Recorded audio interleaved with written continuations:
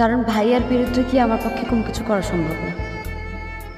আর ভাইয়া কোনো দিনও তোমার সাথে আমাকে বিয়ে দিবে না। কেন দেবে না? হ্যাঁ, বলো কেন দেবে না? সমস্যাটা কোথায়? আমি তো শিক্ষিত একটা ছেলে, একটা ভালো পরিবার থেকে বিলং করি। প্রবলেমটা কোথায়? আমার বাবার অ্যাসেট, আমার ফ্যামিলি ব্যাকগ্রাউন্ড।